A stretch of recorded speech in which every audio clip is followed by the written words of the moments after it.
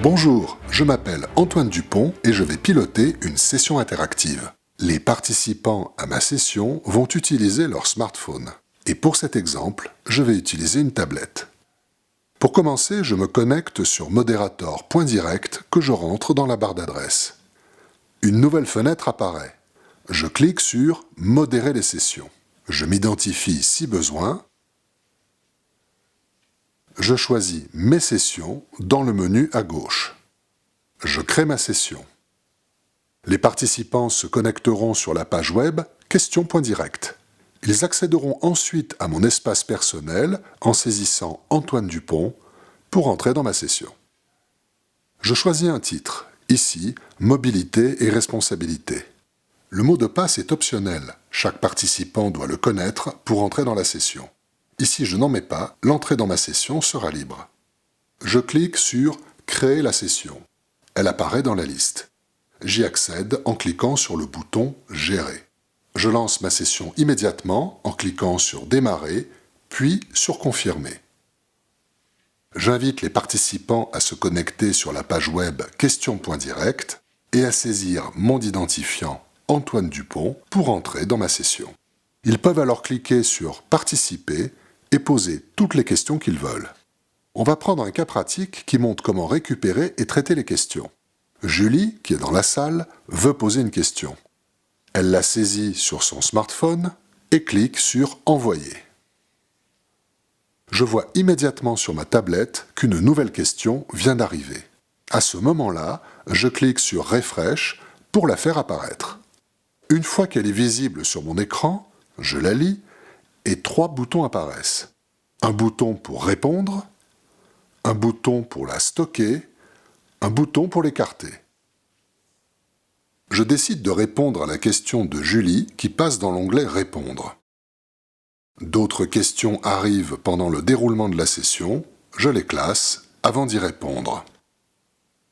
J'arrive maintenant à la séquence « Réponse aux questions ». Je clique sur l'onglet « Répondre » qui contient la question de Julie et toutes les autres questions que j'ai retenues. Je retrouve donc la question de Julie dans la file d'attente. Un bouton orange vient de s'ajouter.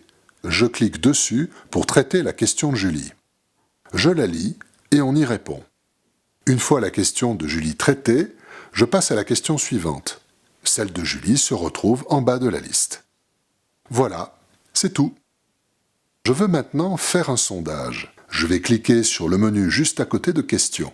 Dans le volet à gauche, je vais sur « Sondage ». Une fenêtre apparaît alors avec une liste de sondages disponibles.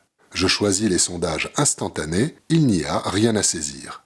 J'ai 4 types de sondages à ma disposition.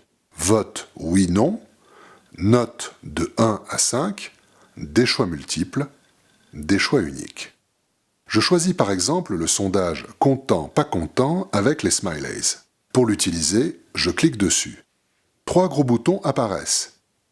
Le premier pour présenter oralement la question « Êtes-vous content d'être parmi nous ?» Le deuxième pour faire voter, le troisième pour clôturer le vote. J'ouvre le vote en cliquant sur « Votes ouverts ». Le public peut donc voter. Les résultats s'affichent en temps réel. Je décide de fermer le vote en cliquant sur le troisième bouton « Vote fermé ». Le public ne peut plus voter. Les boutons de vote sont désactivés. Je donne les résultats du sondage, ici 100% de content. Je clôture ensuite le sondage en cliquant sur le bouton « Clôturer le sondage ». Je retrouve alors ma fenêtre « Sondage » du début. Je peux revenir sur la fenêtre « Questions » en cliquant dessus dans le menu et poursuivre ma session, ou bien la clôturer en cliquant sur le bouton « Fermer ». Un message de confirmation apparaît. Je clique sur « Confirmer » et je ferme ma session. Je déconnecte alors tous les participants. Je retrouve ainsi la page du début. Voilà, c'est fini. Maintenant, vous savez comment faire bouger vos auditeurs, être en phase avec eux en les consultant et en organisant des votes. On vous retrouve très vite pour vous parler des fonctions avancées.